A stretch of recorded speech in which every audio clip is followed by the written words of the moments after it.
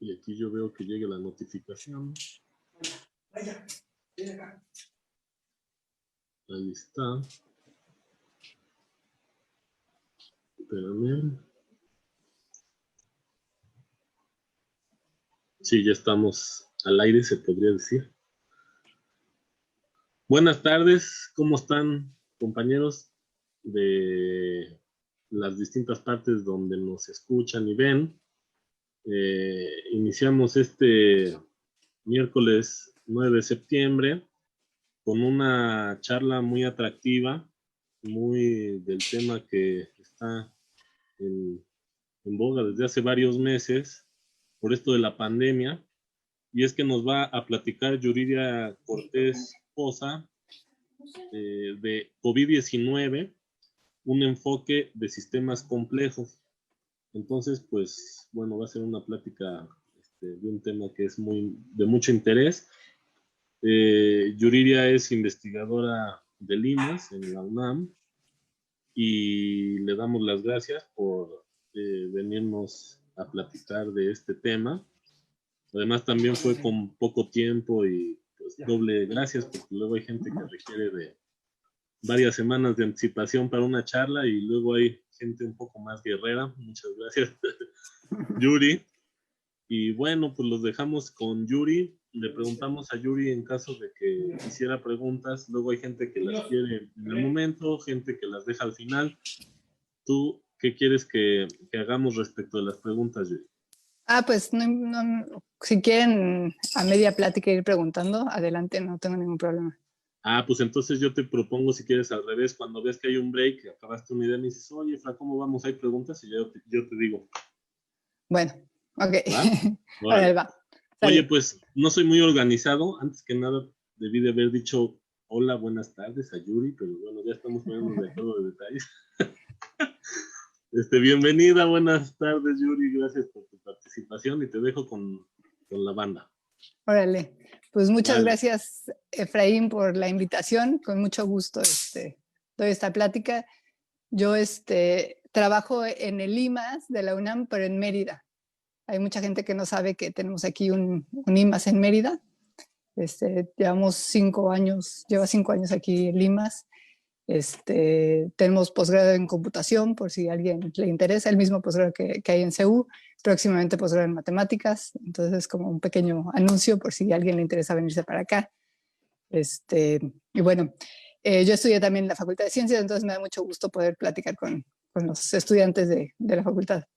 Yo les voy a hablar sobre modelos epidemiológicos del COVID-19, dando un enfoque de sistemas complejos. Entonces, bueno, para empezar, vamos a hablar sobre qué es exactamente un sistema complejo.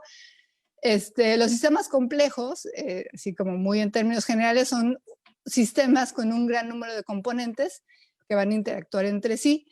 Estos componentes pueden ser agentes, pueden ser procesos, etcétera. Estos componentes o bloques constructores del sistema complejo en principio son sencillos, y tienen comportamientos sencillos. Y justamente lo interesante en el sistema complejo surge a raíz de la interacción de estos componentes sencillos. Su actividad agregada es no lineal. Esto significa que no podemos entender el sistema como un todo a partir del estudio de estos bloques constructores. Este es un enfoque reduccionista que se aplicó a inicios de la historia científica, en donde pensaban que, por ejemplo, estudiando una neurona podíamos entender más sobre procesos cerebrales o sobre la conciencia, qué sé yo, ¿no? O estudiando una célula podíamos entender más sobre un organismo, ¿no? Entonces ya se sabe, bueno, todos estos estudios de los bloques constructores que se han hecho, bueno, obviamente son sumamente útiles, pero el estudiar los sistemas complejos justamente implica ver el sistema como un todo, ¿no? No estudiar como sus componentes, sino verlo como un todo, y este todo surge justamente a partir de la interacción entre estos pequeños bloques constructores que en principio podrían tener un comportamiento muy sencillo o se pueden modelar en base a comportamientos muy sencillos. Entonces aquí en los sistemas complejos es típico que se dice que el todo es más que la suma de sus partes, ¿no? Y queda claro cómo. la investigación en ciencias de la complejidad es interdisciplinaria, entonces pues ahí requiere de biólogos, matemáticos, computólogos y ingenieros, no sé, ¿no? Científicos sociales le han entrado mucho al tema de los sistemas complejos. Entonces, bueno, es un área muy interesante en donde puede uno como explayarse y trabajar en diversas disciplinas, por ejemplo, siendo matemático, siendo computólogo, trabajar en diferentes áreas que pueden ser interesantes, ¿no? ¿Dónde están ubicados los sistemas complejos? Imaginemos de un lado colecciones independientes de componentes, como podría ser un gas ideal o volados, donde tenemos los componentes que no tienen interacción entre ellos. Por otro lado, tenemos componentes fuertemente acoplados, como los cuerpos rígidos, donde tampoco van a surgir interacciones interesantes, y justo en el centro estarían los sistemas complejos. Entonces hay suficientes grados de libertad dentro del sistema como para que surjan fenómenos interesantes, pero además hay interacción entre los componentes, ¿no? Entonces justo ahí en el centro es donde ocurren las cosas interesantes y lo que llamaríamos nosotros sistemas complejos. Los sistemas complejos, dependiendo de lo que lean ustedes de la literatura, se definen de múltiples maneras, no hay como un consenso, pero en general están definidos por sus características. Las características principales serían autoorganización, presentan autoorganización. ¿Qué quiere decir esto? Que en base al comportamiento individual de cada una de estas unidades sencillas, se van a lo largo del tiempo, se van a empezar a autoorganizar. Pensemos, por ejemplo, en una parvada de aves, ¿no? Entonces, esto se puede modelar de manera sencilla y se hace mucho en computación. Cada ave, por ejemplo, tiene ciertas reglas. Las reglas pueden ser permanecer cerca del vecino, pero no tanto como para chocar con él, e ir en cierta dirección. 3 reglas sencillas y con eso es suficiente para hacer el modelo y vamos a ver estas parvadas de aves que hacen las figuras sorprendentes que observamos, ¿no? Esto es autoorganización, o sea, pasa un cierto tiempo y después de un cierto tiempo ya vemos esa estructura que tiene un orden, ¿no? O incluso cosas como bueno, los panales de abeja, etcétera, ¿no? Luego tenemos los fenómenos emergentes. Un ejemplo muy claro de fenómenos emergentes sería como la conciencia en el cerebro. Entonces, a partir de la interacción de las neuronas, que nuevamente podemos modelar de manera muy sencilla, ¿no? Puede estar activa o inactiva, se conecta con el resto de las neuronas y a partir de toda esta interacción tan sofisticada surgen fenómenos que no podríamos haber imaginado estudiando cada neurona por separado.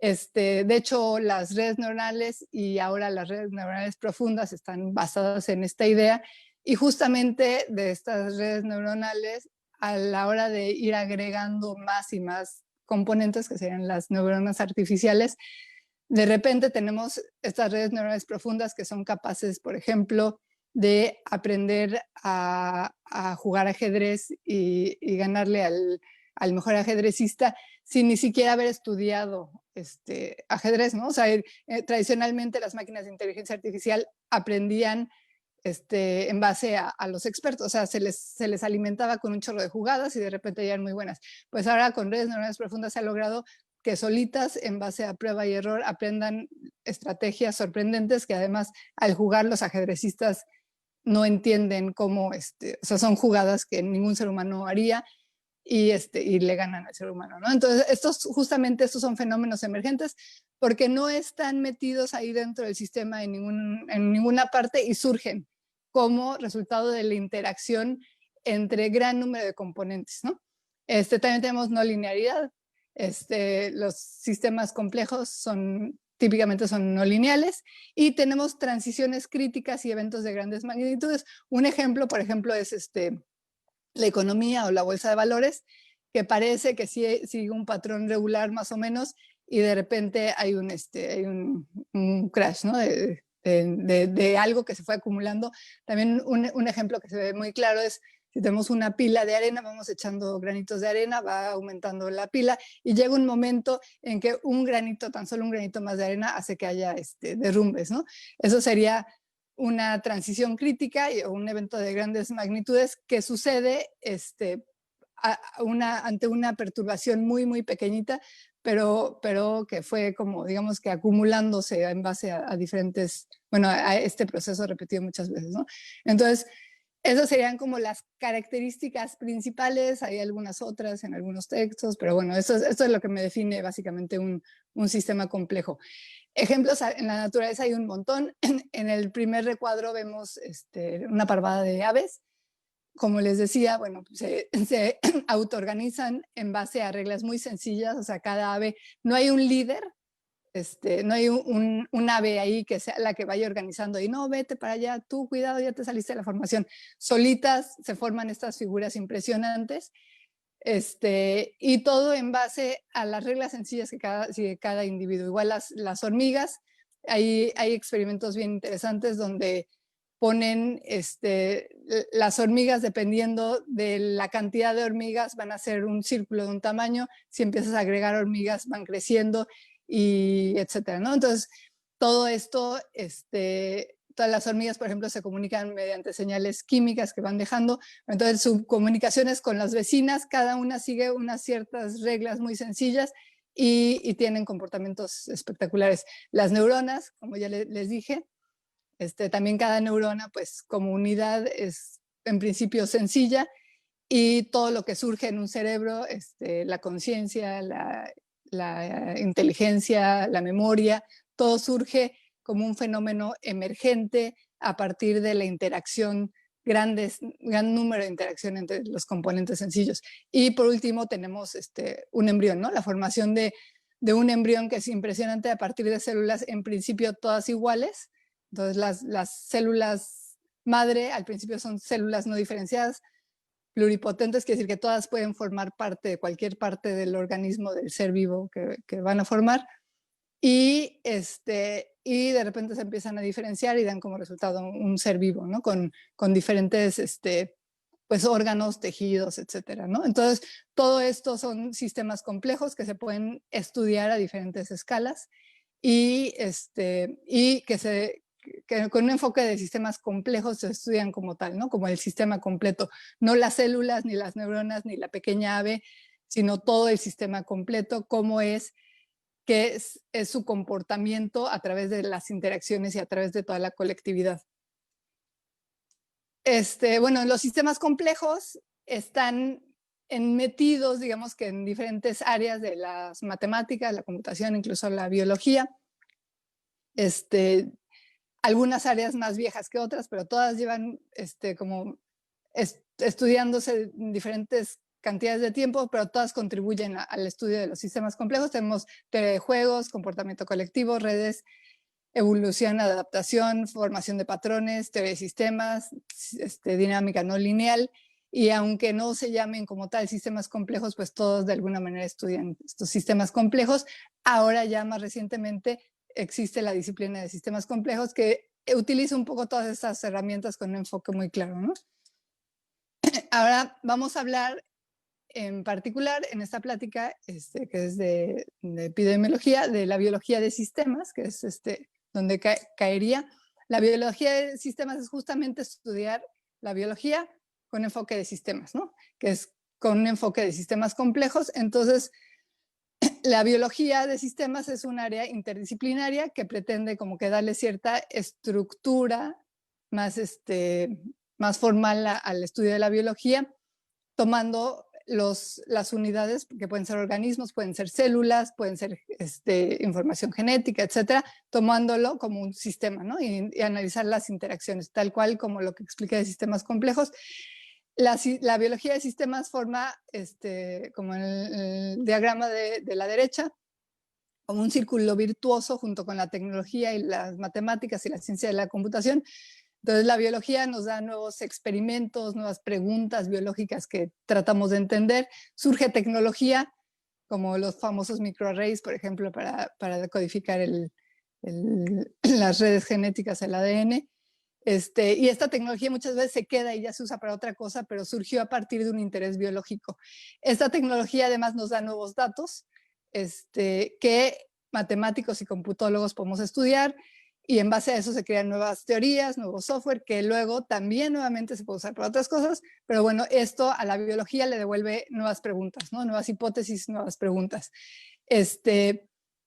Estamos en un momento en el que hacer biomatemáticas es muy interesante, hay un montón de datos que hace falta analizar, entender, estudiar, entonces como es un buen momento para meterse en problemas biológicos siendo matemático, computólogo, la capacidad computacional que tenemos ahora nos permite hacer un chorro de cosas que antes nunca se hubieran podido. Y bueno, también se puede estudiar desde el punto de vista matemático. Hay muchos datos y mucha información que requiere ser estudiada y los modelos matemáticos muchas veces sirven para eso, ¿no? Entonces, en vez de estar haciendo experimentos en el laboratorio, que muchas veces son más costosos, más complicados, se hacen modelos matemáticos, se estudia el problema biológico y podemos dar, bueno, a darle más información a los biólogos, ¿no? Entonces, dentro de la biología de sistemas podemos poner la epidemiología, que es estudiar una epidemia desde el punto de vista como un sistema dinámico, ¿no? Entonces, ¿qué pasa con la epidemia? ¿Cómo se mueve a través de la población? En este caso, si lo vemos como un enfoque de sistemas complejos, pues las unidades serían los individuos, y queremos ver cómo la epidemia va a ir desarrollándose a través de los individuos y dependiendo de sus interacciones, etcétera, ¿no? Los modelos matemáticos más básicos son los modelos que, bueno, para estudiar modelos epidemiológicos son los modelos compartimentales. Entonces, lo que vamos a hacer en estos modelos compartimentales es dividir a la población en cajitas. Entonces, por ejemplo, el más sencillo es el modelo CIR. Entonces, vamos a tener 3 cajitas, una para población susceptible, otros infectados y otros recuperados. Los susceptibles son los individuos que pueden enfermarse. Entonces, en una epidemia como la que estamos viendo ahorita, en un principio toda la población era susceptible, todo el mundo se puede infectar. Si es una enfermedad, por ejemplo, que genera inmunidad y que ya ocurrió, bueno, todos los que ya se enfermaron ya no estarían dentro del grupo de los susceptibles. Si es una enfermedad para la cual hay vacunación, también todos los individuos vacunados ya no estarían en la cajita de susceptibles, pero si no, tenemos a la población metida en susceptibles. Ahora, de estos, hay una cierta cantidad que se van a infectar, o hay una cierta probabilidad que un individuo susceptible se infecte, dependiendo de si queremos un modelo probabilístico o un modelo determinista. Entonces aquí tenemos una beta que me va a pasar de susceptibles a infectados. Puede ser una tasa, ¿no? La tasa beta va a ser la cantidad de individuos susceptibles que se va a infectar. Y luego los individuos infectados en algún momento se recuperan, quiere decir que ya están sanos otra vez. Igual hay una tasa gamma que pasa de infectados a recuperados. Entonces, este es un modelo muy sencillo, que sin embargo funciona muy bien para modelar muchas de las epidemias. Es el modelo como más básico, y las ecuaciones diferenciales serían estas. Es como muy, muy directo, se entiende muy directo cómo construir el modelo. Entonces, aquí la primera ecuación me dice cuál es el cambio del número de susceptibles con respecto al tiempo. Entonces, como les dije, había una tasa beta, que es cuando un susceptible se encuentra con un infectado, va a pasar a ser contagiado, va a pasar a estar infectado, que aquí está este término aquí nuevamente, y los infectados con una tasa gamma van a pasar a ser recuperados. Entonces los recuperados van creciendo con una tasa gamma. Ahora, el número total de la población es N, entonces vamos a tener que los susceptibles más los infectados más los recuperados van a ser el número total de la población. Entonces tenemos, bueno, aquí están los parámetros de las ecuaciones, como ya les había dicho. Beta sería la tasa de transmisión, el número de personas que alguien infectado contagia al día. Gamma, la proporción de infectados que se recupera por día. Y N, el número total de individuos en la población. Ahora tenemos aquí el famoso número R0, que seguramente si han leído algo, si escuchan las conferencias de Gatel por ahí, seguro han oído del número R0. Es el número reproductivo básico, que es el número de personas que alguien infectado contagia. Entonces, en este caso, en este modelito, esta R0 va a ser beta entre gamma. En el caso de la epidemia actual que estamos viviendo, se estimó un inicio R0 como 3, 3.2, luego le cambiaron a 2.1, como cualquier fenómeno nuevo que se está estudiando, pues se va tratando de entender, se van modificando los datos y bueno, en cada nuevo artículo que salen tienen nueva información y van sacando nuevos datos. También por país cambian los datos, cambian la metodología para hacer las pruebas, etcétera, ¿no? Entonces, en general, lo que sí se puede decir es que este R0, si es igual a 1, querría decir que cada persona contagia a una más. Entonces, si cada persona contagia a una más, la epidemia se va a mantener constante, pero no va a crecer y tampoco va a desaparecer. Ahora, si este R0 es mayor que 1, como sucede con esta epidemia, este R0 depende muchas veces de la enfermedad en particular y de la población, ¿no? De la dinámica de la población. Si ese R0 es mayor que 1, quiere decir, por ejemplo, si es 2, quiere decir que cada persona contagiada va a contagiar a 2 más y cada una de estas 2 va a contagiar a 2 más, etcétera, ¿no? Entonces, como podemos ver, va a tener un crecimiento exponencial y en un rato todo el mundo va a estar, bueno, ya sea contagiado o recuperado, ¿no? Ahora, si esta R0 es menor que 1, ¿qué significa? Que la epidemia se va a ir muriendo poco a poco, ¿no? Entonces, una persona contagia a menos de una persona, quiere decir que en promedio, ¿no? A lo mejor contagia una, la siguiente no contagia ninguna, etcétera. Entonces, con que fuera 0.9, la epidemia se muere. Entonces, ¿qué es lo que se busca con las medidas de restricción? Pues justamente bajar este R0 a que sea menor que 1. Con que sea menor que 1 es suficiente. ¿Cómo podemos hacer eso? Pues con restricción en la movilidad, con medidas de higiene. Puede ser, en algunos casos, con algunas epidemias, puede ser suficiente las medidas de higiene, usar gel, usar cubrebocas, distanciamiento social, etcétera, ¿no? Entonces, el objetivo de las medidas de restricción siempre es bajar este R0 a que sea menor que 1. Entonces, bueno, ese es el modelo CIR, es el modelo más básico. Solo estamos modelando a 3 grupos susceptibles, infectados y recuperados, y cómo van pasando los individuos de una cajita a otra. Ahora podemos irlo haciendo como cada vez más complicado. Por ejemplo, en este caso estamos metiendo una cajita de expuestos. Esta cajita de expuestos me dice que después de susceptibles,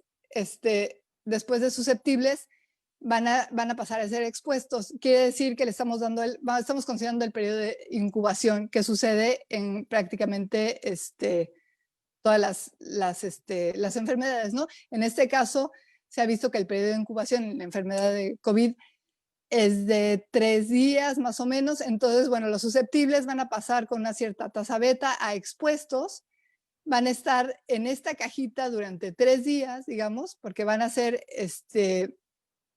infectados, pero todavía no presentan la enfermedad, ¿no? Están incubando la enfermedad, luego pasan a infectados y luego pasan a recuperados. Este es el modelo SEIR. Este modelo es muy usado.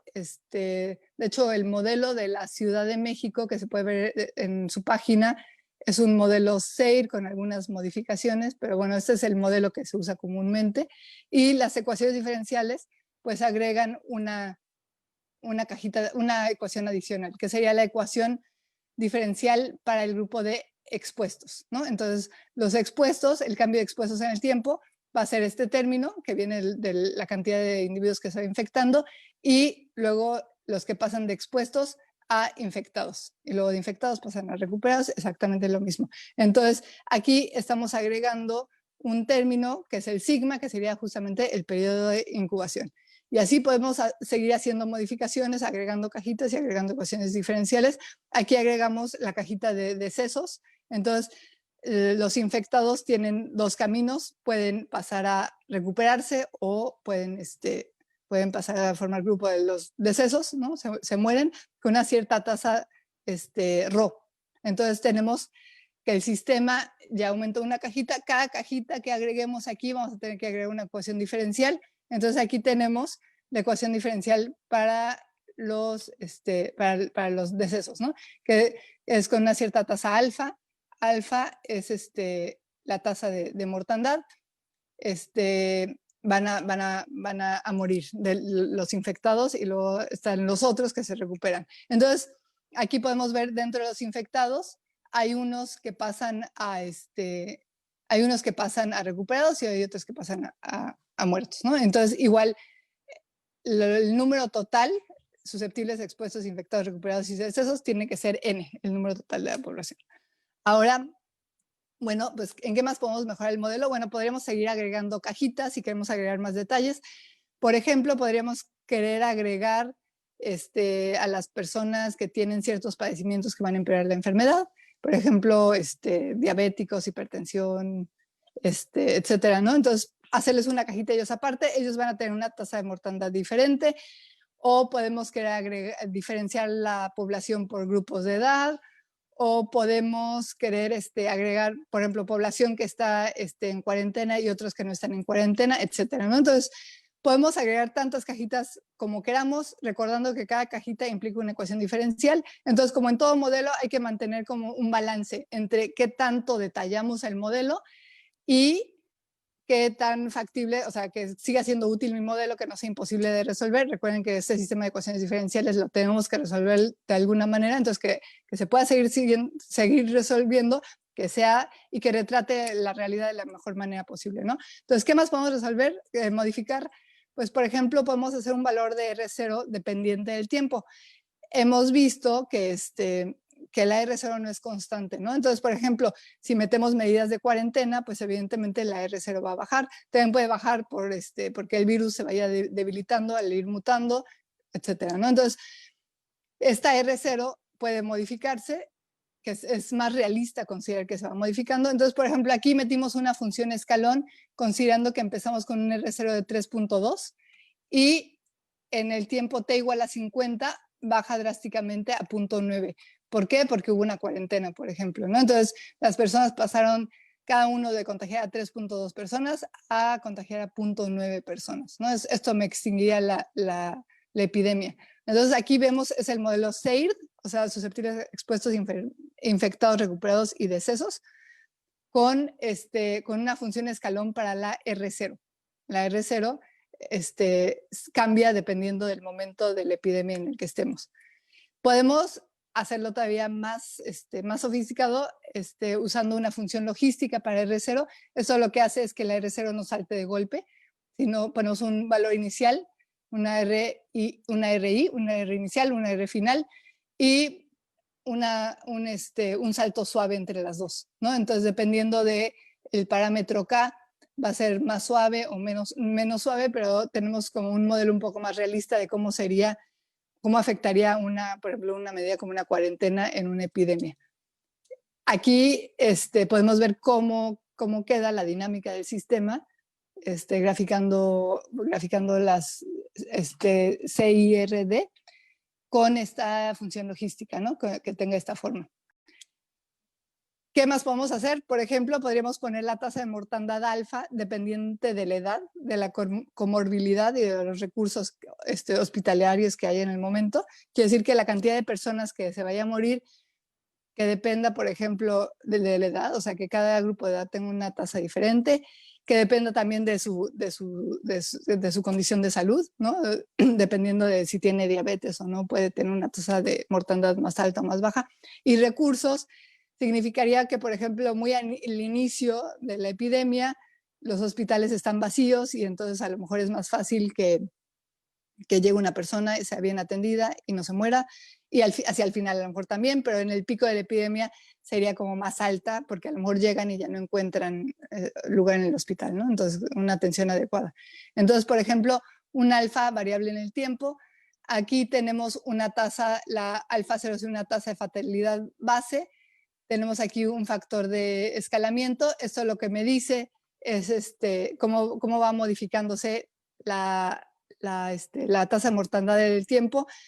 Al principio es alfa 0 y luego aumenta un poco, aumenta dependiendo de la proporción de individuos infectados con respecto al total, ¿no? Entonces, mientras más individuos infectados haya, la tensión va a ser menor y la alfa va a ser mayor, algo así, ¿no? Y luego también podemos tener una fatalidad dependiente de la edad, eso ya les había dicho, tendríamos que agregar un compartimiento, lo cual se traduce en una ecuación para cada grupo de edad. Aquí sería el comportamiento del sistema cuando agregamos una alfa del tiempo y una fatalidad dependiente de la edad, ¿no? Entonces, como ven, podemos seguir haciendo como más y más sofisticado el modelo matemático, ir agregando cajitas, ir agregando ecuaciones y resolverlo. Ahora, otro enfoque diferente que podemos adoptar sería un enfoque de sistemas complejos. ¿Qué ventaja tiene un enfoque de sistemas complejos? Bueno, vamos a estudiar el sistema como un sistema complejo, como les platiqué al inicio, y donde entonces cada individuo o cada unidad básica del sistema complejo va a ser un individuo que su relación con respecto a la epidemia, susceptible, infectado, recuperado, etcétera. Y en general hay 3 herramientas básicas que modelan, que se usan para modelar sistemas complejos, ¿no? Tenemos para empezar los autómatas celulares, que son los más sencillos. Entonces, tenemos redes complejas y tenemos agentes. En general, los 3 recursos son similares, tienen las mismas componentes básicos y están organizados un poco diferente, ¿no? Entonces, por ejemplo, los autómatas celulares, los individuos se colocan en una látice regular, una cuadrícula. Las redes complejas, pues es una gráfica con aristas, y los agentes pues están moviéndose libremente en un espacio, libremente siguiendo ciertas reglas, digamos. Entonces, ¿cuáles serían los componentes de cada uno de estos independientes, o sea, de los 3, independientemente de la estrategia que elijamos? Bueno, todos tienen individuos que van a interactuar en un espacio dado, tienen estados posibles para cada individuo. En el caso de la epidemia, pueden ser susceptibles, expuestos, infectados, recuperados, o las cajitas que queramos agregar. Vamos a tener una arquitectura del espacio, o sea, el espacio va a estar conformado de una cierta forma. Y muy importante, vamos a definir a los vecinos con los que interactúa cada individuo. Entonces, estos vecinos son los que puede infectar un individuo y ciertas reglas de interacción, ¿no? Entonces, ¿cómo van a interactuar los individuos?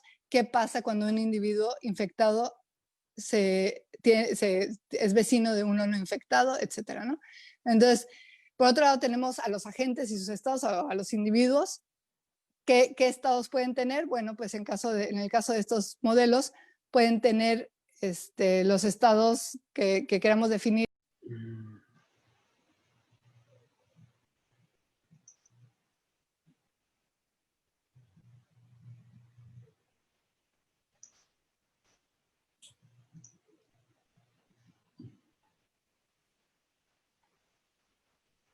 Ya en teoría ya estamos otra vez transmitiendo.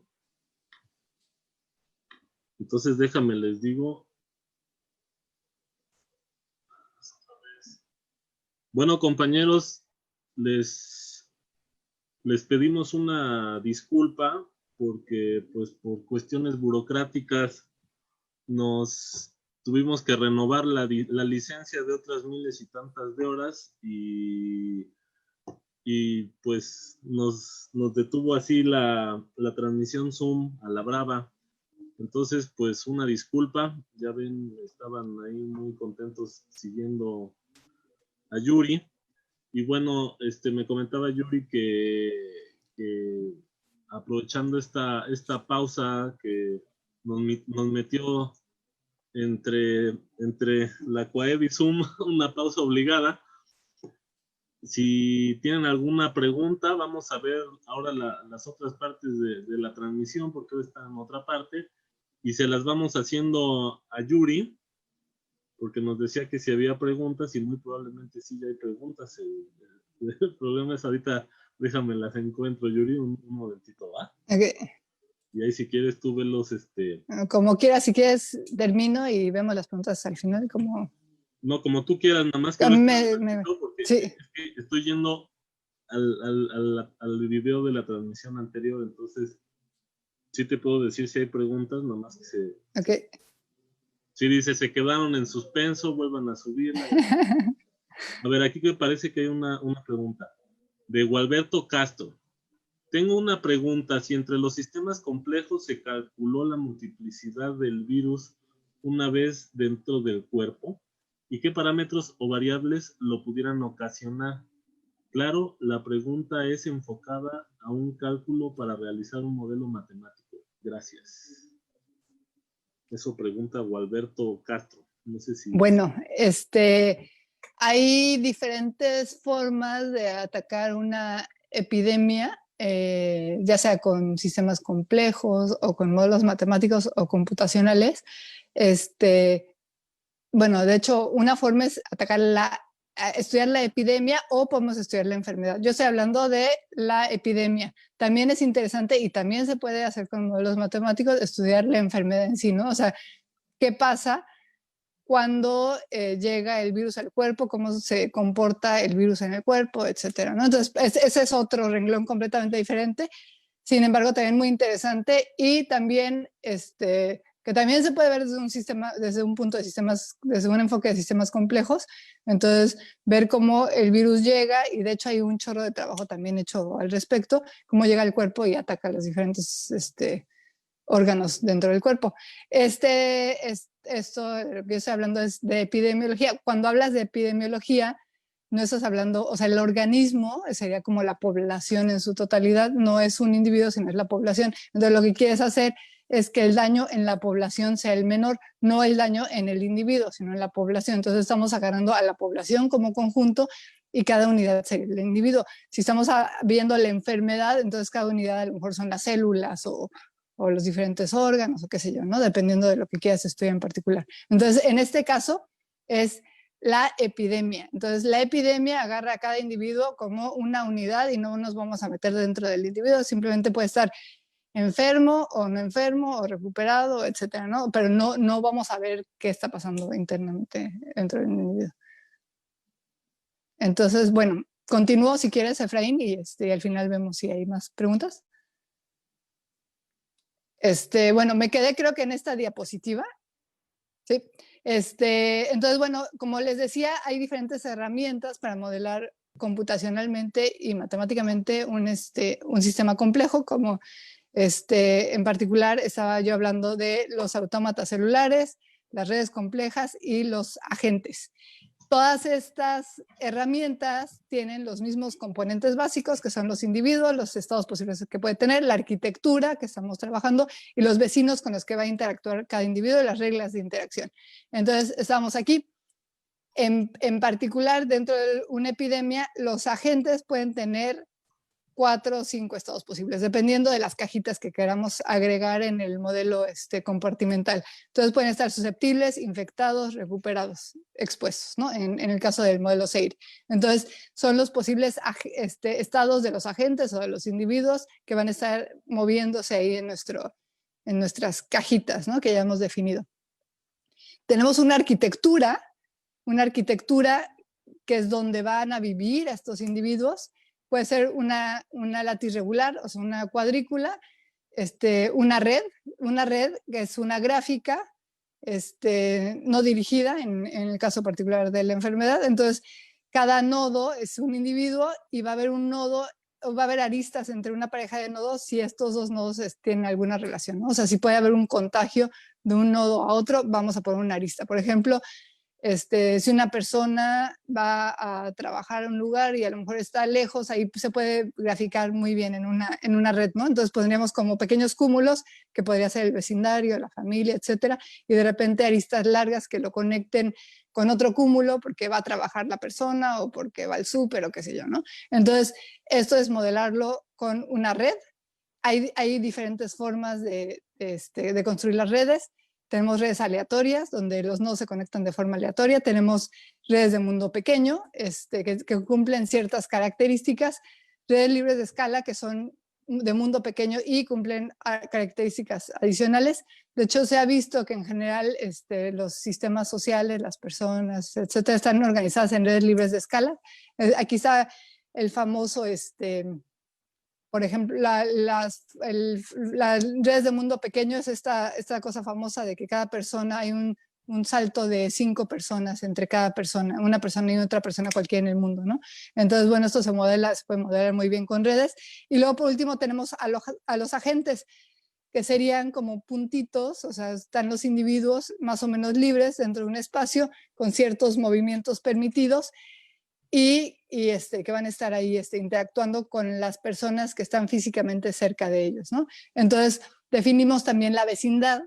La vecindad, en este caso, en epidemiología, me va a determinar quién puede contagiar a un individuo. Entonces, en el caso, por ejemplo, en el autómata celular, podemos definir una vecindad así, puede ser más grande, puede ser más pequeña, dependiendo de lo que necesitemos nosotros. Este es mi individuo, entonces tengo el individuo que es el puntito rojo y estos serían sus vecinos. Entonces, este individuo rojo se puede contagiar si hay algún vecino contagiado y este a su vez puede contagiar solo si es vecino, ¿no? Si no está dentro de su vecindad, no lo va a poder contagiar. Aquí en el caso de redes, tenemos aquí el nodo rojo y sus vecinos son los nodos amarillos, ¿no? Entonces, los otros pues ya están a 2, 3 nodos de distancia. Entonces, este individuo, el individuo rojo puede contagiar a los nodos amarillos y a su vez los amarillos pueden contagiar al rojo nada más, ¿no? Nada más si hay aristas entre ellos. Y por último tenemos los agentes. En los agentes la vecindad típicamente se define como un círculo de algún radio determinado y sus vecinos van a ser los que caigan dentro de esa vecindad. Entonces el agente se va moviendo siguiendo determinadas reglas y va contagiando con una cierta probabilidad o con una cierta tasa únicamente a los individuos que caigan dentro de su vecindad, ¿no? Entonces las vecindades se definen diferente dependiendo del modelo que hayamos elegido. Y luego tenemos por último las reglas de interacción. O sea, las reglas de interacción, entonces lo que me van a decir es cómo van a cambiar los individuos de estado dependiendo de cómo interactúan con sus vecinos. Y esto es válido para cualquier modelo, no tiene que ser epidemiología, ¿no? Entonces, en general, en un autómata celular tenemos individuos dentro de o muchas veces se llaman células, dentro de las cajitas, tenemos a sus vecinos y tenemos ciertas reglas de interacción, ¿no? Que van a cambiar su estado. Y una cantidad finita de estados posibles que puede tener el individuo. En el caso de epidemiología, estos modelos pues resultan muy prácticos, pero que justo tienen todo lo que necesitamos para modelar una epidemia, ¿no? Entonces, las reglas de interacción, tenemos aquí, por ejemplo, un individuo sano, un individuo susceptible, que se junta con un infectado y con una tasa beta, entonces va a pasar a ser expuesto, sigue infectado. Luego, de un individuo expuesto, pasa con una tasa sigma a estar infectado y con una tasa gamma a estar recuperado, ¿no? Entonces, esas serían las reglas de interacción. Estos son los parámetros que son exactamente los mismos que vimos en las ecuaciones diferenciales, ¿no? Entonces, es una forma de hacer lo mismo que con las ecuaciones diferenciales hasta aquí, pero con un modelo muy, muy diferente. Vamos a ver aquí un video de un ejemplo de un sistema basado en agentes. Entonces, los agentes son estos, se están moviendo libremente, siguiendo ciertas reglas y viajan ciertas distancias, etcétera, en un espacio. Entonces, cuando se juntan un individuo infectado con un susceptible, lo va a contagiar, ¿no? Entonces, este es un modelo muy sencillo. Voy a poner play. Si quieren ver el video completo, lo hizo una persona que se llama Grant Sanderson, y en esta liga lo pueden encontrar. Está muy interesante todo lo que hace esa persona. Hace muchas cosas de modelado de sistemas complejos y cosas así muy, muy vistosas, ¿no? Entonces, bueno, tenemos aquí el video. Vamos viendo cómo los individuos enfermos, que son los rojos, van chocando con los azulitos y con una cierta tasa los van contagiando, ¿no? Entonces, así acaba no ha acabado ni siquiera, pero bueno, en este momento estamos aquí. Entonces tenemos a los infectados, a los susceptibles y a los recuperados, que están en gris. Ahora vamos a modificar esto un poco. Esa es la misma. Vamos a seguir a la siguiente diapositiva. Entonces, ahora vamos a agregar un factor de distanciamiento social, que puede ser simplemente porque la gente evita a las otras personas o porque están en cuarentena o lo que sea, ¿no? Entonces, con un factor de distanciamiento social que vamos a ir aumentando hasta llegar a 2, ¿qué pasa con la infección? Entonces, lo único que hacemos con los agentes es evitar que lleguen a estar dentro del radio de contagio de las personas infectadas con un factor de 1 punto y cacho, ¿no? Entonces, esto se ve así. Entonces, vemos a los agentes que tratan de evitarse y, bueno, la epidemia tiene un comportamiento similar, aunque va más despacio, ¿no? Entonces, lo que va a producir esto es la enfermedad siempre va a seguir viva si no restringimos por completo la movilidad, pero vamos a ver que va a ser más lenta. En este caso tengo aquí 4 recuadros.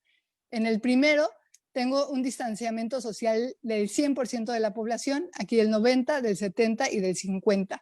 ¿Qué estamos viendo aquí? Que con 100% de la población la enfermedad en algún momento se va a morir, ¿no? Va a dejar porque los últimos infectados se van a recuperar y se acaba la epidemia. Este es un distanciamiento social del 90%. Como podemos ver, la epidemia continúa con 70% también y con 50% también. ¿Cuál es la diferencia entre los tres últimos? La única diferencia es que si hacemos que el distanciamiento social tenga un mayor valor, que el 90% de la población aplique un distanciamiento social, lo que va a pasar es que la epidemia va a durar mucho más. Al final, los que se van a enfermar van a ser exactamente los mismos que los que se enferman en otro caso, pero ¿en qué nos ayuda? Nos ayuda en que cuando haya el máximo número de infectados, este va a ser no tan grande y es más fácil que no haya saturación en el sistema hospitalario, ¿no? Entonces, esa sería la ventaja, con la desventaja de que la epidemia va a durar más.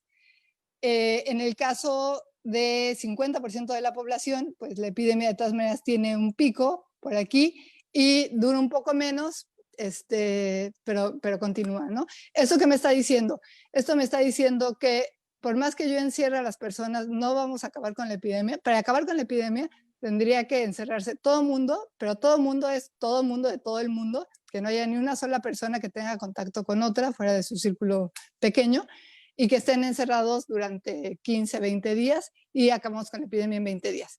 Ahora, como eso no es posible, porque siempre va a haber personas que están moviéndose, con que haya 10% de la población moviéndose, la epidemia va a continuar. Entonces, ¿qué se puede hacer? Bueno, lo único que se puede hacer considerando esto es pues nada más tratar de que los picos más altos en la epidemia no sean tan grandes como para saturar los sistemas hospitalarios. Ahora, ¿qué ventaja tiene este enfoque con respecto a todo esto lo puedo reproducir yo con las ecuaciones diferenciales? La ventaja de este enfoque es que yo podría hacer un sistema diferenciado. O sea, los individuos yo les puedo asociar características, ¿no? Entonces, por ejemplo, podría tener individuos que sean mayores de 70 años, por ejemplo, y entonces que tengan una movilidad diferente que los jóvenes y que tengan una probabilidad de enfermarse o de morir diferente, ¿no? Entonces, yo puedo tener un sistema mucho más heterogéneo, donde yo pueda distinguir las peculiaridades del sistema sin ningún costo adicional. No tengo que agregar ecuaciones, no tengo que hacer nada, simplemente a cada individuo yo le asocio ciertas características y lo pongo a interactuar.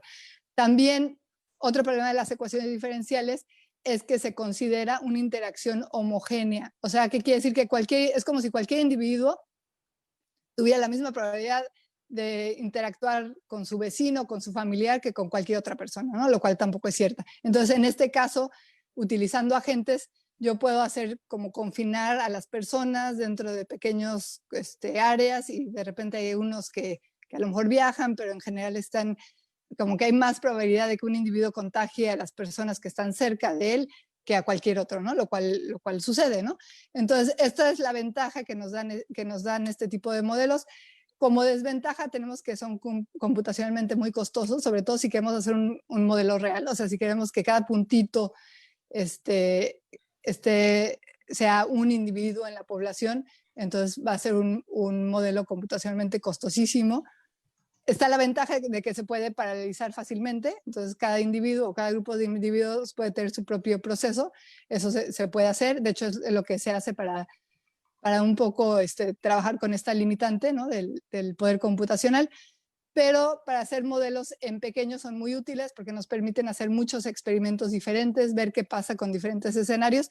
En particular es utilizando agentes, podemos hacer lo mismo con autómatas o con redes. En realidad lo único que cambia en los tres es cómo organizamos a los individuos y quiénes van a ser sus vecinos y cómo se están moviendo, ¿no? Los autómatas, por ejemplo, están fijos, en general se usan para otro tipo de cosas, ¿no? O sea, para epidemiología a lo mejor no son tan claros, pero podemos usar agentes, podemos usar redes, dependiendo también dentro de la epidemia qué en particular queremos modelar.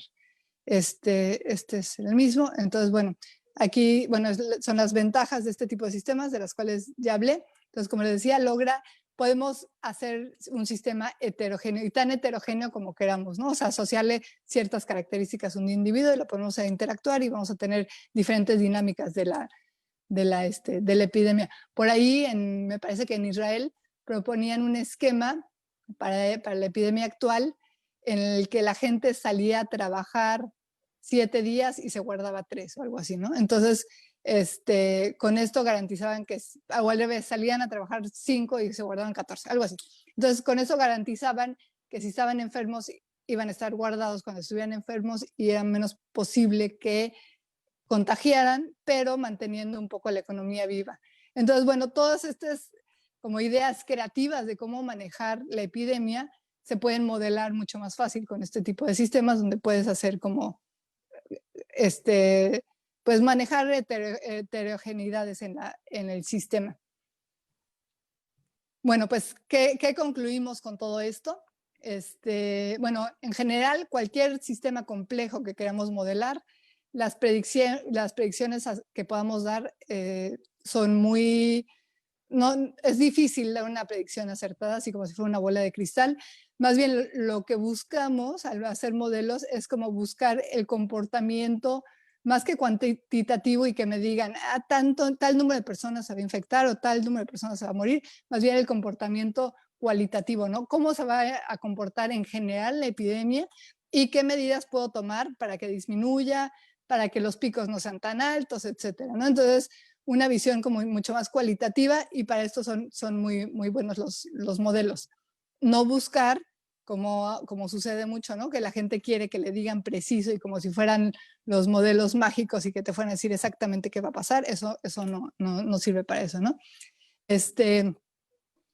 Y bueno, estos modelos, bueno, ya lo repito, ¿no? Siguen diferentes comportamientos que van, los sistemas complejos siguen diferentes comportamientos que evolucionan de forma simultánea. Por esto es computacionalmente costoso programarlos, ¿no? Entonces, cada pequeño individuo es como un proceso computacional diferente que va interactuando con otro proceso y se vuelve algo bastante complicado. Hay unos... En robótica están haciendo algo basado en sistemas complejos, se llaman swarm robots, que son robots igual, son unidades sencillas que siguen instrucciones sencillas y el comportamiento interesante se da por la interacción que siguen. Por ejemplo, ponen unos pequeños, leí por ahí un artículo, que simulan cómo buscan una fuente de comida entre todos, ¿no? Entonces, todos siguen pequeños estímulos, interactúan entre ellos y logran que todos vayan detrás de una fuente de luz, ¿no? Que simularía la comida y cosas así, ¿no? Entonces, hay cosas muy interesantes que se están haciendo actualmente, tanto en las matemáticas como en la computación y como incluso en la ingeniería, utilizando como esta filosofía de sistemas complejos que es, en vez de uno tratar de controlar lo que va a ser el programa o el modelo a detalle, pones a interactuar las partes pequeñas y lo dejas libre y ves que surgen comportamientos súper interesantes, ¿no? Como les decía, como son las redes neuronales. Y bueno, entonces surgen todos los fenómenos de los sistemas complejos, que son la autoorganización, los fenómenos emergentes, y etcétera. En cuanto a la epidemiología, pues también nos sirven, todos estos sistemas nos sirven para ver escenarios, considerando siempre, recordando que no son una bola de cristal y que lo que queremos ver es el comportamiento general del sistema. Y bueno, por mi parte sería todo y ahora sí, las preguntas que tengan, adelante.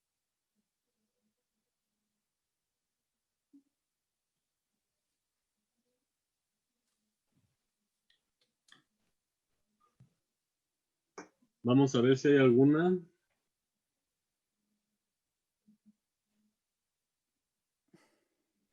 Hay una pregunta de Saúl Reséndiz. Bueno, aprovechamos a las personas que están oyendo. Si tienen alguna pregunta, la pueden ir haciendo en los comentarios. Saúl Sánchez Reséndiz, tengo una duda con respecto a R0. Ajá. A partir de los datos de la Secretaría de Salud, ¿cómo se puede calcular este R0? A los datos de la Secretaría de Salud, los datos que ha presentado la Secretaría de Salud son el número de contagios, número de decesos y básicamente, entonces calcular el R0 a partir de esos datos es muy difícil. De hecho, yo he estado trabajando con este problema y una dificultad muy grande con la que nos hemos topado es justamente con los datos. que varían mucho y los criterios, por ejemplo, si quiere uno comparar un país con otro, es básicamente imposible por los criterios que se toman en los diferentes países, por ejemplo, para tomar pruebas, o la cantidad de muertos no registrados, que no se sabe si fue por COVID o no fue por COVID. Entonces, la cuestión de datos es muy difícil. La R0, los artículos que sale donde calculan la R0, lo hacen, pues sí, en base a ver cómo va creciendo, ¿no?, la curva epidemiológica, a ver cómo van aumentando el número de casos. Y por eso lee uno un artículo y está en 3.2 y lees otro está en 1.2 y así, ¿no? Varía muchísimo. Por ahí leí hace tiempo uno que la ponía en 5 y cacho. Entonces, realmente, por eso regresamos a lo que decía antes, ¿no? Tratar de hacer un modelo muy preciso con los datos que se tienen, con una epidemia que esté en curso, es sumamente complicado. Lo que se buscaría mucho más es dar un comportamiento cualitativo, y lo que se hace muchas veces en los modelos es plantear diferentes escenarios, ¿no? Entonces podemos poner, si el R0 está en tanto, pues va a pasar esto. Si estuviera en tanto, porque no sabemos en cuál es el número exacto, va a pasar esto, etcétera, ¿no? Eso es como el enfoque que se le da a este tipo de problemas, plantear escenarios y ver qué pasa con los diferentes escenarios, porque son datos con muchas dudas, ¿no? O sea, no se sabe mucho, y conforme ha transcurrido se sabe un poco, la epidemia se sabe un poco más, pero aún así quedan mucho más dudas que respuestas.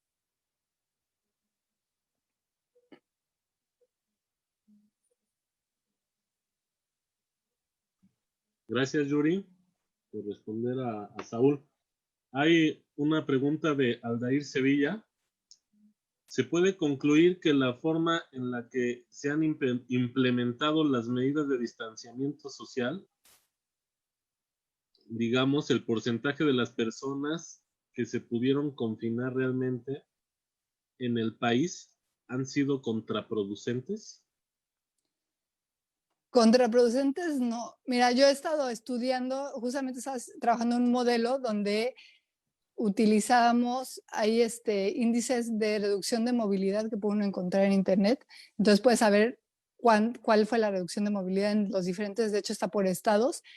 En general, el máximo que se alcanzó en todo el país fue del 60%, y eso escasos días. En general estuvo por ahí del 40%.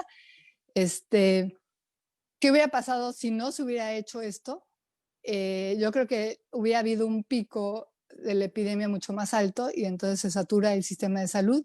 Entonces sí, no vamos a acabar con la epidemia. De hecho, oí mucha gente que decía, por favor ya váyanse a sus casas porque si no esto va a durar mucho más. Y justo es al contrario, o sea, va a durar más si la gente se guarda, ¿no? Pero la idea es que la gente se vaya enfermando poco a poco. Es lo único que sirve del confinamiento, es eso, que la gente se vaya enfermando poco a poco, y que cuando llegues al hospital y necesites una cama, haya una cama para ti. O sea, que no es poca cosa tampoco, ¿no? Yo creo que es pues es una medida acertada en ese sentido.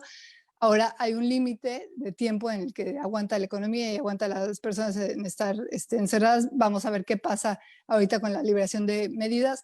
Leía por ahí un artículo que decía que el virus se ha ido debilitando poco a poco, y que países donde no habían hecho confinamiento estaban parecidos a otros, justamente no tanto por el confinamiento, sino porque el virus había mutado en una versión más débil, pero tampoco se sabe, ¿no? Entonces no se puede uno confiar. Y yo creo que las medidas de restricción de movilidad son las correctas, y bueno, y cada uno en lo individual debe de tomar máximas precauciones, porque independientemente de lo que nos vayan diciendo los modelos y de que nos liberen las medidas, bueno, uno no quiere enfermarse, ¿no? Entonces, yo creo que sí son buenas las medidas de confinamiento. Hay que tener un balance, porque pues con la economía, y la economía también no es solo dinero, ¿no? También implica vidas humanas. Entonces, un balance para que la solución al problema no sea más grave que el problema en sí, ¿no? Entonces, hay un límite en el confinamiento, pero por otro lado, si no haces el confinamiento, pues se te saturan los hospitales. Entonces, pues es una situación muy complicada. Yo creo que en ningún país ha logrado así como manejarla de una forma ideal, porque esto yo creo que nos rebasa a todos, ¿no? Rebasa a todos los gobiernos. Entonces, bueno, tratan de mitigar la mejor forma posible y de hacer lo que se puede, dada una situación tan extrema.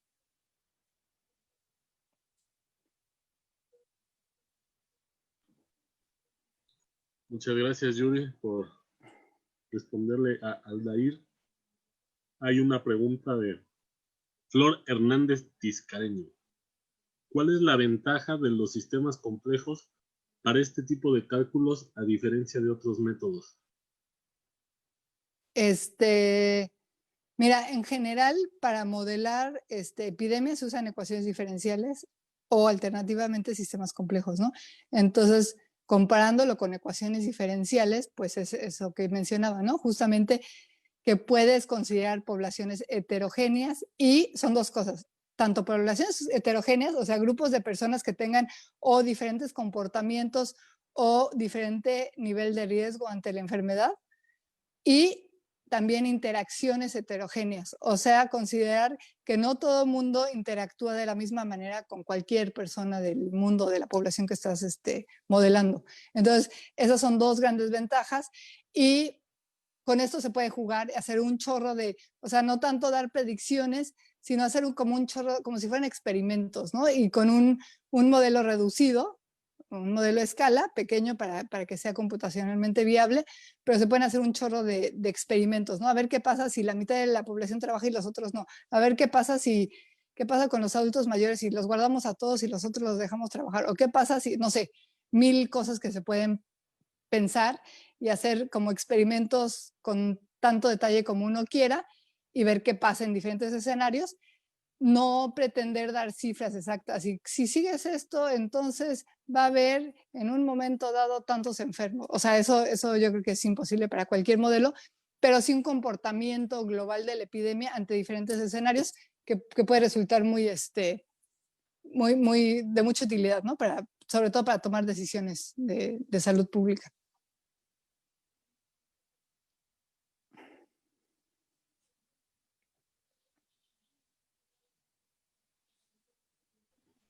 Gracias, Yuri. Perdón que este mouse, cuando quieres que apriete el botón, se tarda ahí. El mousepad. A ver. Gracias por responder la pregunta de Flor. Y luego, hay alguien de la península de Yucatán, Raúl Maizuk. Tengo una pregunta. ¿Los modelos de sistemas complejos pueden ayudar a dar predicción a ciertas especies de animales depredador-presa?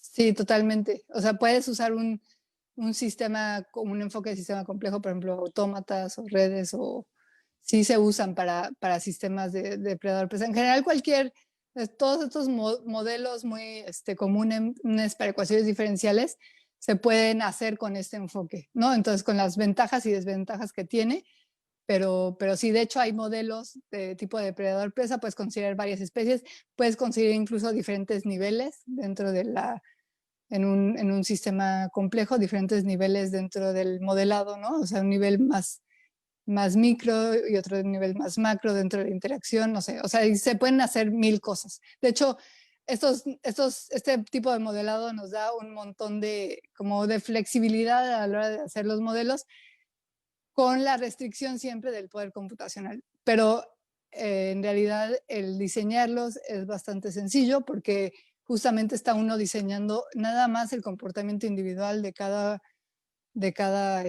unidad básica y la interacción con los demás, y todo lo demás lo hace el sistema solito. Entonces, para sistemas de depredador-presa, para no sé, ¿qué más? Pues para estas parvadas de ave, para comportamiento colectivo de las hormigas, para comportamiento para un montón de cosas, se resultan como muy, muy útiles.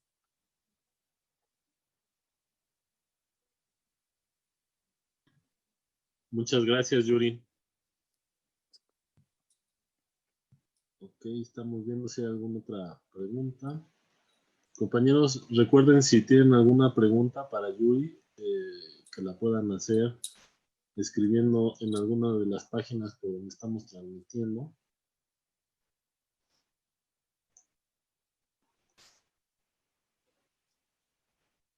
Y creo que en lo que hacen alguna otra pregunta, te vamos a hacer entonces la pregunta obligada del coloquio de orientación matemática, que es: ¿qué les recomendarías a la gente que nos escuchó?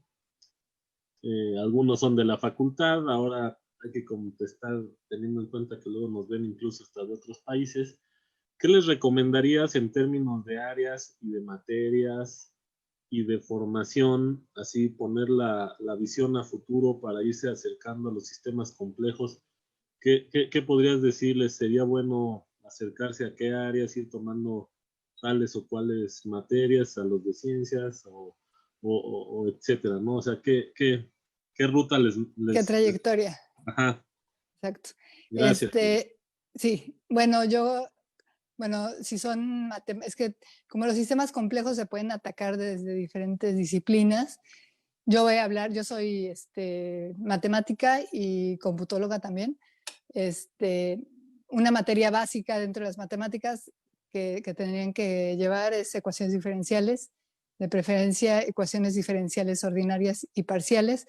Esto te da una visión muy clara y siempre la alternativa de la modelación como más clásica, ¿no? que es importante conocer bien. Por el lado computacional, también hay materias como modelación matemática. En la Facultad de Ciencias hay una materia o un seminario de sistemas complejos, ya como completamente enfocado a esto. Bueno, entonces las de matemáticas, pues lo básico, pero sobre todo ecuaciones diferenciales, ordinarias, parciales. Computación es importante o es interesante saber programar bien para poder usar herramientas de computación para atacar, incluso para resolver ecuaciones diferenciales, ¿no? Entonces, solución numérica de ecuaciones diferenciales y programar. También se pueden ir por el camino de las redes neuronales, algoritmos genéticos, más hacia la computación, inteligencia artificial. Hay biólogos que trabajan en sistemas complejos, entonces de biología lo que sé pues es desde un enfoque más de las matemáticas, pero sé que hay biólogos que trabajan en esto, ¿no? En biología de sistemas. Y bueno, en particular, yo creo que hay que tener como un interés y curiosidad por otras disciplinas, o sea, no ser como de los matemáticos que solo les interesan las matemáticas, ¿no? Entonces, si están abiertos, por ejemplo, a mí siempre me gustó la biología, de hecho, cuando entré a la facultad estaba entre matemáticas y biología, entonces esto me ha permitido como ampliar mi panorama y dedicarme un poco a lo que me gusta englobado, ¿no? Entonces, si les gusta la biología, si tienen curiosidad, o incluso la economía, o si son matemáticos y les gusta la economía, la biología, esa es un área muy buena porque les permite como juntar diferentes intereses, ¿no? Entonces, tener esa apertura para conocer cosas de otras áreas. Y en cuanto a matemáticas, saber matemáticas y computación, matemáticas, pues las materias de matemáticas aplicadas, y computación, pues también por el lado de inteligencia artificial, redes neuronales, algoritmos genéticos, es lo que yo pensaría.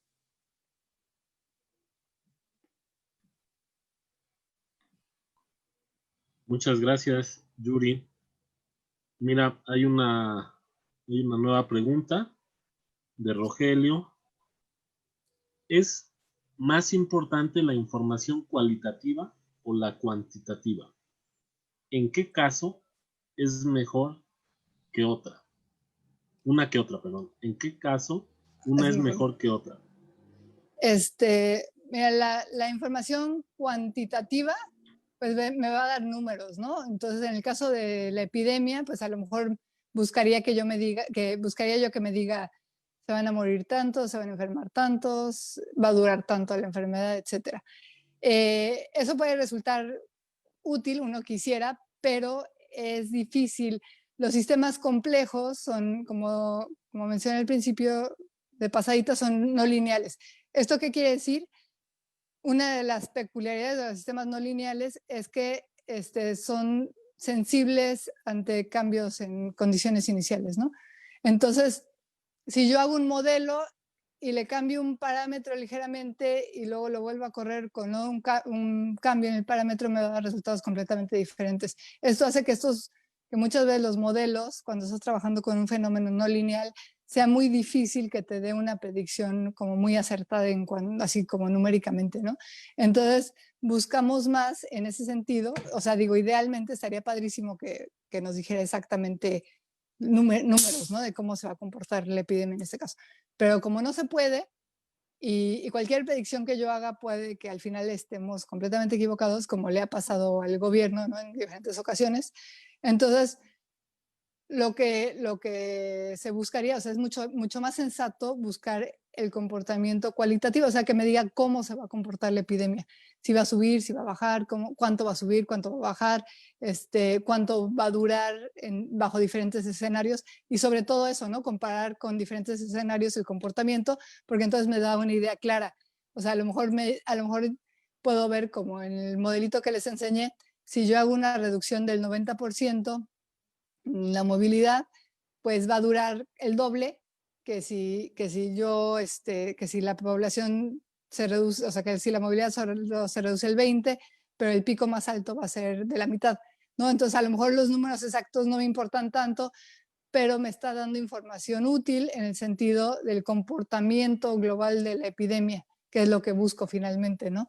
Entonces, ese es el problema con los datos en este tipo, o sea, cuando estás modelando un sistema no lineal, es muy difícil hacer predicciones porque pequeños cambios que tengas en los parámetros me va a llevar a un lugar completamente diferente, ¿no? Como el famoso, las famosas ecuaciones de Lorentz, que estaba tratando de modelar algo, el clima, entonces vio que le cambiaba ligeramente algo y me daba un resultado completamente diferente, ¿no? Entonces, el esperar tener una información exacta, precisa, numérica, es un poco, no es realista, ¿no? Entonces, más bien buscar cómo cambios en diferentes parámetros van a afectar el comportamiento es más realista y puede ser más útil.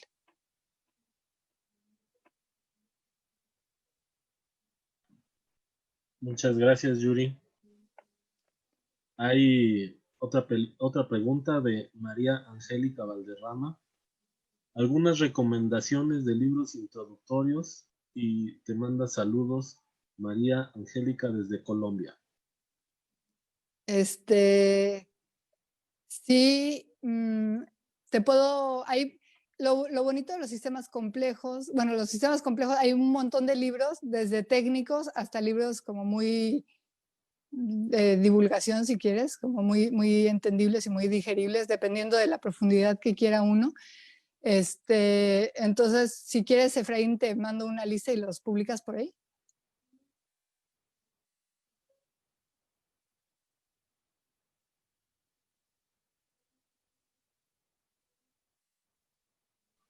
Tienes Perdón, el mute. Ah, ya. peleando con el mousepad otra vez. Sí, Sí, los sí. podemos publicar en la información al video si me mandas la lista. Ok, perfecto. Sí. Ahí los ponemos. Ok, parece bien. Okay. Luego, otra pregunta de Flor Hernández Tiscareño. ¿Es muy diferente esto a hacer una predicción probabilística? ¿Crees que sea posible hacer un modelado similar si nos basamos en procesos estocásticos?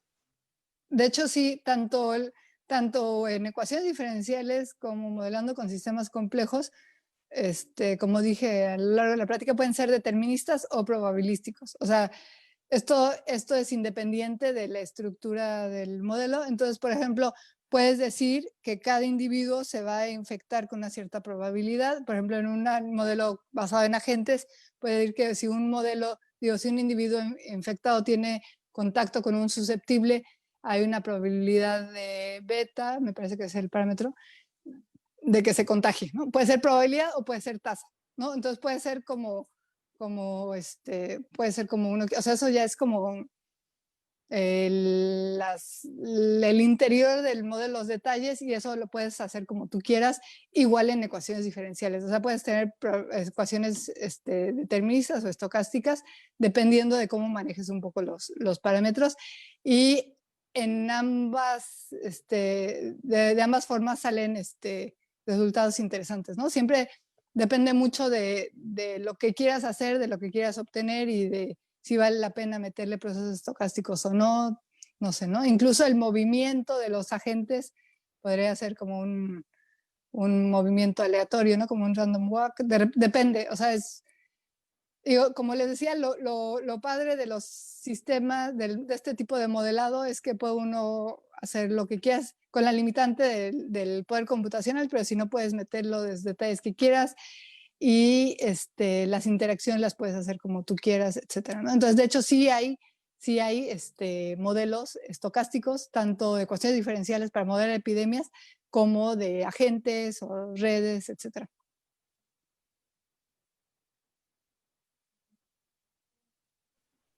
Gracias, Yuri. Te mandan saludos desde Chile, Gonzalo Alfredo Ferrada. Hay una pregunta que coincide, que piden bibliografía, está en otra página, pero ahí ya Ok, ahí volvemos a te la decir paso. que va a quedar en la información del video. Que Ujú. por cierto vamos a tener que unir para que quede completo el video de la plática, entonces ahí será una nueva publicación. Ok. Ahí, cortesía de las burocracias entre Zoom y la Wire. Hay una pregunta de Yeye Wii, así se pone. ¿Qué programas se utilizan para resolver ecuaciones diferenciales? Para resolver, o sea, para resolver numéricamente ecuaciones diferenciales, pues para resolver, o sea, se puede hacer un programa, por ejemplo, puedes programar un rungecuta. Son como 3 líneas de código por cada ecuación diferencial que tengas, no es mucho problema. Y hay otras formas, ¿no? Dependiendo de la complejidad de tu sistema de ecuaciones diferenciales. De hecho, hay libros, ¿no? De solución numérica de ecuaciones diferenciales, donde puedes ver como diferentes estrategias. Ahora, si tú nada más quieres usar una herramienta que te la resuelva, está, por ejemplo, MATLAB, que tiene el comando OD45, eso te aplica un rungecuta a tu sistema de ecuaciones. Y así hay diferentes, pues, tanto paquetes que ya te lo hacen, o lo puedes programar tú en C, en Python, lo que sea, ¿no? Dependiendo de tu ecuación diferencial, de la dificultad y de las características, ¿no? Eso, ¿no? O sea, sí puedes usar Maple, MATLAB, Octave, matemática, y tienen ya funciones predefinidas que te resuelven tu ecuación diferencial y tus incluso sistemas de ecuaciones diferenciales.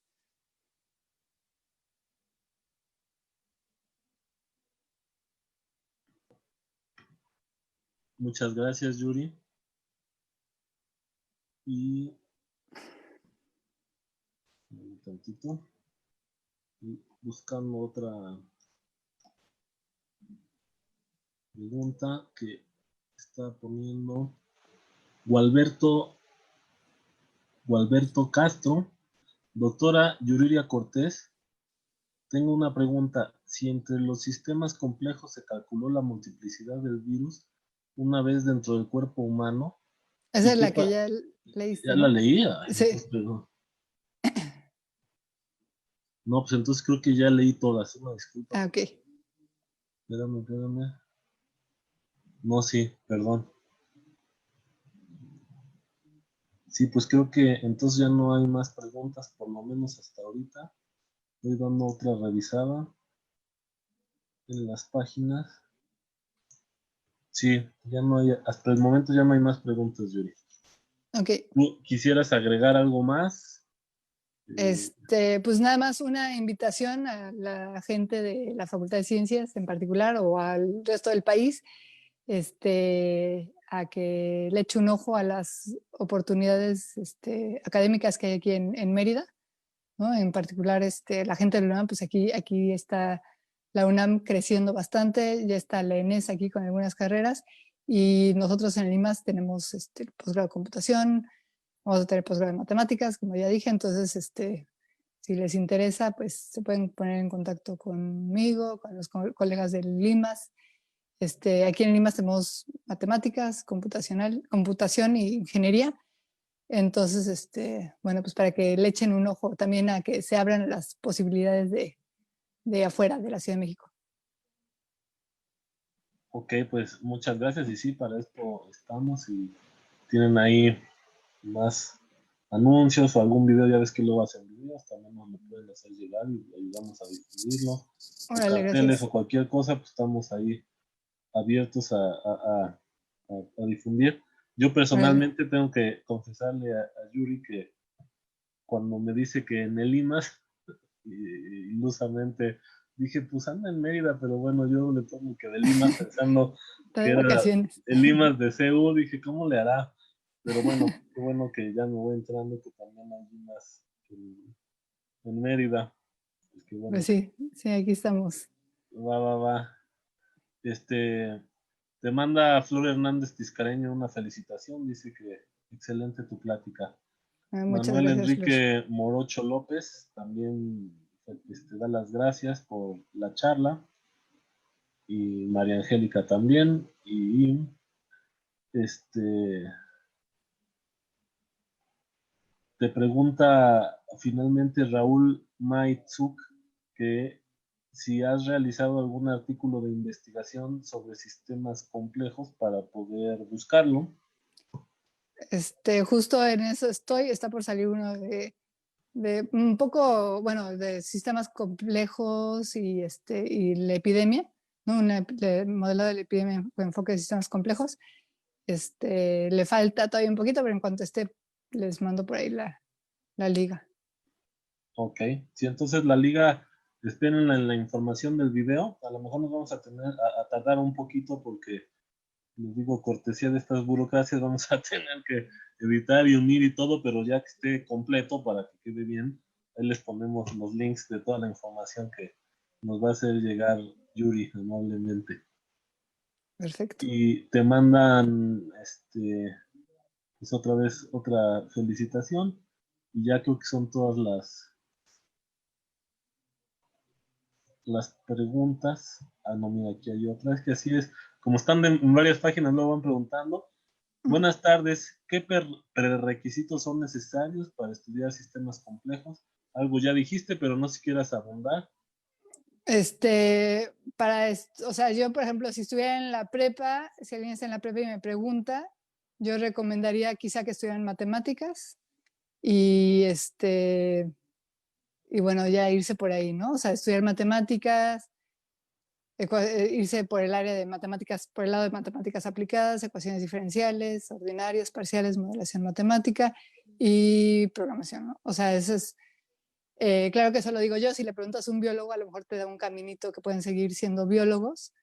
De hecho, la gente de sistemas sociales está muy metida también en sistemas complejos, ya está trabajando con redes y cosas, ¿no? Modelando justamente interacción entre personas y ciudades inteligentes y no se hacen sus cosas.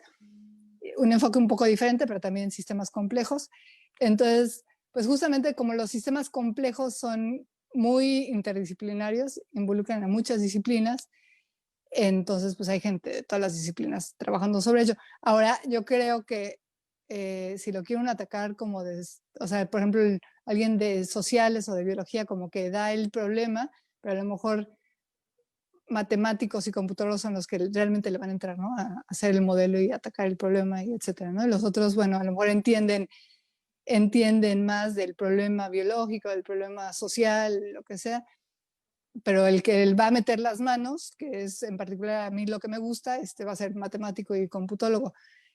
Algo padre también de esta disciplina es que interactúa uno mucho con gente de otras disciplinas y acabas aprendiendo, ¿no? O sea, yo he trabajado con biólogos, he trabajado con economistas, con ingenieros de energía, con ingenieros y entonces, pues cada quien hace un poco lo suyo y bueno, yo siento, bueno, yo con mi perspectiva desde mi formación, que la parte más divertida es la parte de matemática computacional porque es donde uno le entra el programa, pero bueno, seguro si les preguntas ellos van a pensar que lo que hacen ellos es lo interesante, ¿no? Entonces, bueno, el caso es o sea, como mensaje final es que los sistemas complejos como que están en todas partes y dependiendo uno desde dónde los quieres atacar, pues es estudiar una cosa o estudiar otra.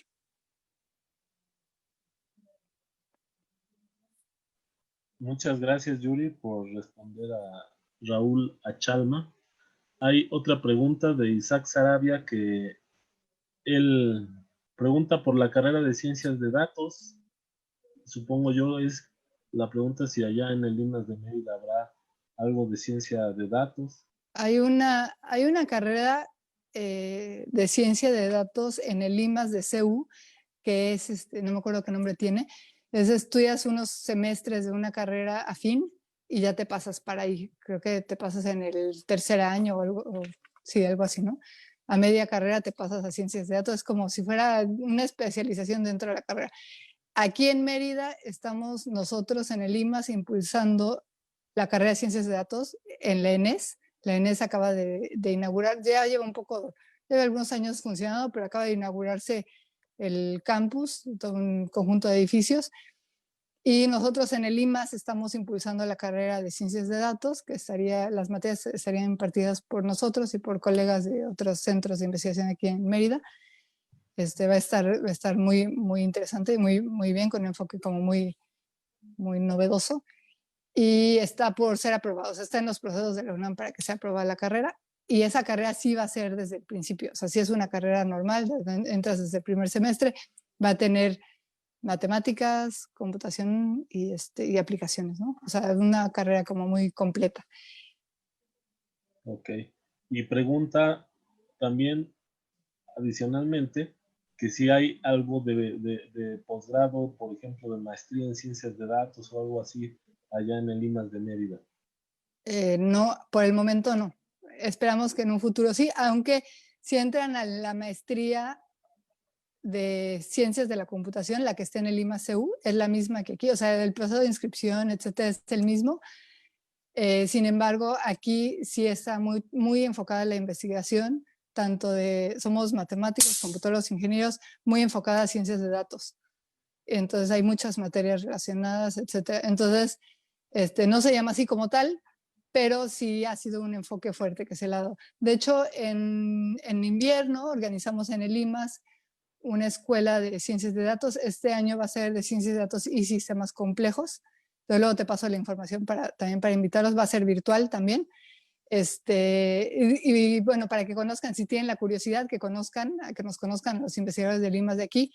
Si tienen la curiosidad de venirse aquí, la verdad es que fuera del calor y los moscos se vive muy bien aquí en Mérida. Ok, pues ahí está ya la información para Isaac Sarabia. Gracias por las respuestas. Y a lo mejor, pues, si Isaac, que anda buscando tal vez algo de posgrado relacionado con ciencias de datos, pudiera enviar algún correo y Claro ya. que sí, que me escriban a mi correo personal si quieren, o bueno, a través de ti. Ahí está en pantalla mi correo, creo que todavía se ve, ¿no?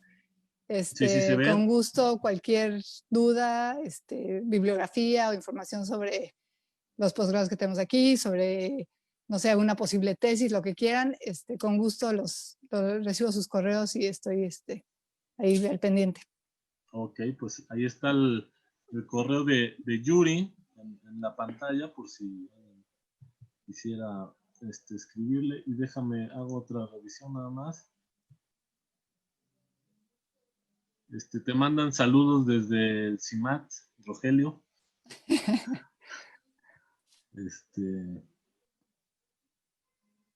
Y también te mandan saludos desde la UADY, del grupo.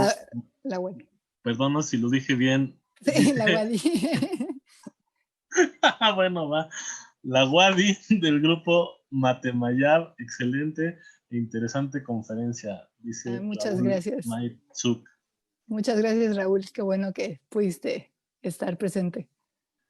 Y bueno, pues creo que ya no hay preguntas, entonces, pues a nombre de los organizadores del coloquio, ahora nada más pude estar yo, el otro compañero que anda aquí también no pudo estar, les damos las gracias a Yuri. Y bueno, pues ahí extendemos ahí la invitación a ver si en un futuro también pudiera haber alguna otra manera de participación, alguna otra sesión en el coloquio, a ver qué se puede ir dando. Claro que Y sí.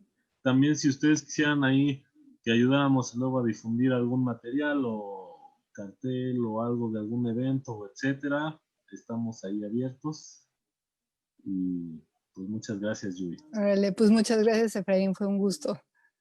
Ok, pues entonces nos pasamos despedir de todos. Se canceló la charla de hoy en la tarde por causas de fuerza mayor. Liuba no la va a dar, la vamos a reprogramar. Y entonces, coloquio de orientación matemática sería hasta mañana, de nuevo a la 1, con la sesión de Melissa, que va a tener que ver con cuestiones de lógica y matemáticas y esas controvertidas discusiones de los fundamentos de las matemáticas. Luego en la tarde va a haber una sesión un poco más roja y están invitados las matemáticas en la obra de Marx. Y el viernes cerrará una plática que tiene que ver con lo que preguntaban y mencionaban de ciencia de datos de Francisco Sarabia. Están invitados y bueno, pues hasta pronto. Nos vemos mañana.